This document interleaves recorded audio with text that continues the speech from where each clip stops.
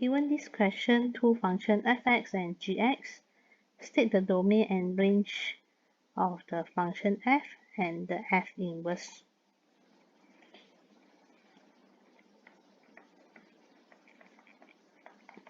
So function f is a log function. The domain of the function is special case. We need to calculate that the item of the log should be greater than 0. So x is less than 1. Meanwhile, for the range of the function, log is not special case, so it will be just infinity to infinity. So for this x less than 1, actually when we write in interval, negative infinity until 1 not included. So once we have this domain of the function and range of the function, we can find the domain of the inverse, which is referred to the range of the function. Then the range of the f inverse, which is referred to the domain of the function.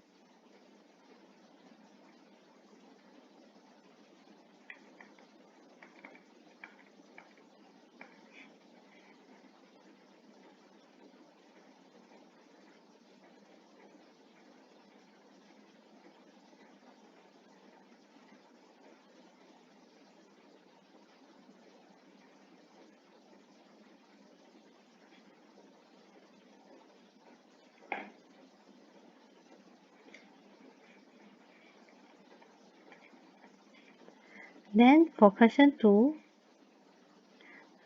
for this b, gx equals to x squared plus 3x, determine this function is it 1 to 1 and give your reason of your function and state the range of the g. So for this quadratic, if you want to determine this function g 1 to 1 or not, we can use algebraic or we can use graphical method. So for quadratic, before we do anything, we need to completing the square first. So x put in the bracket square. So then for the b, we will divide by 2. So for the value that we insert, we need to minus back, then simplify. So the form of completing the square of this quadratic, it will be in the term of this. So to show it is 1 to 1 or not, I use algebraic method.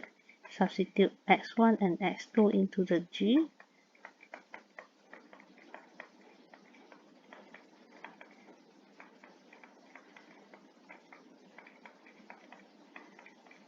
And you can notice that when we move the 9 over 4 to the right hand side, it cancels each other. So remaining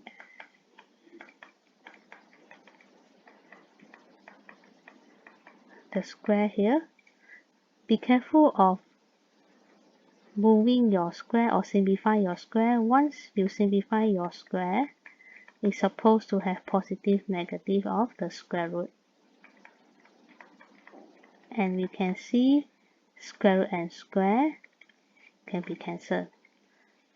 So which means that this answer, when we're finding x1, it can be equal to positive answer and it can be equals to negative answer. So once we simplify this, x1 equals to x2, this x1 equals to negative x2.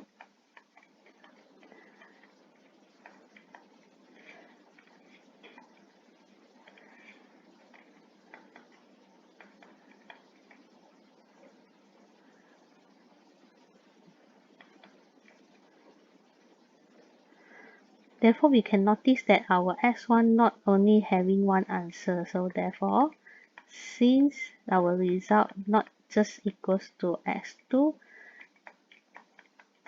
the function gx is not 1 to 1 function.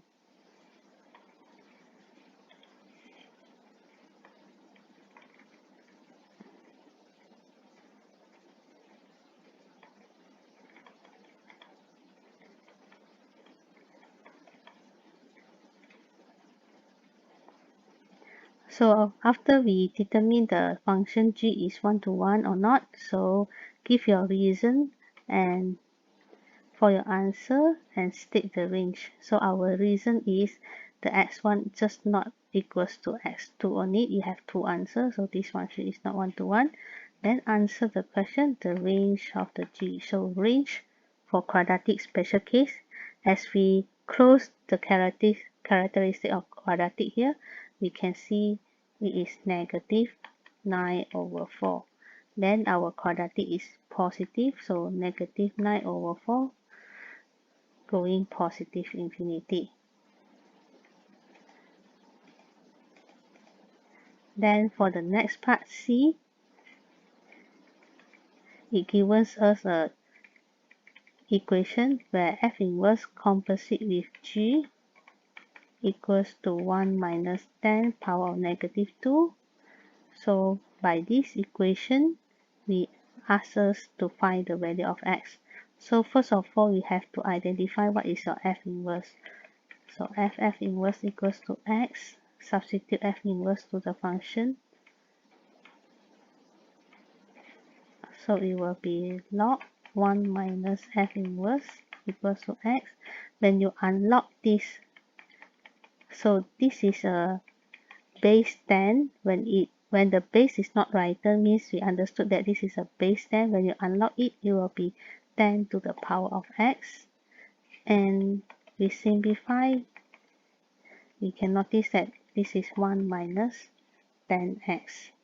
So we substitute into the composite equation where gx f inverse gx equals to 1 minus 10 negative 2. Substitute the gx here.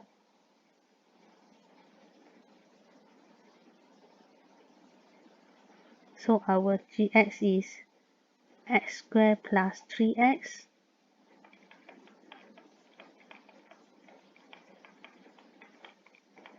So with this gx, we substitute into the f inverse, so means this part 1 minus 10 x squared plus 3x will be equal to 1 minus 10 negative 2. So as we simplify the constant of 1 and the coefficient of the negative, you can notice that we only remaining indices here. So both sides also single indices. So we can compare the power in order to find out the x. So quadratic, we are going to rearrange to the left hand side and we factorize out.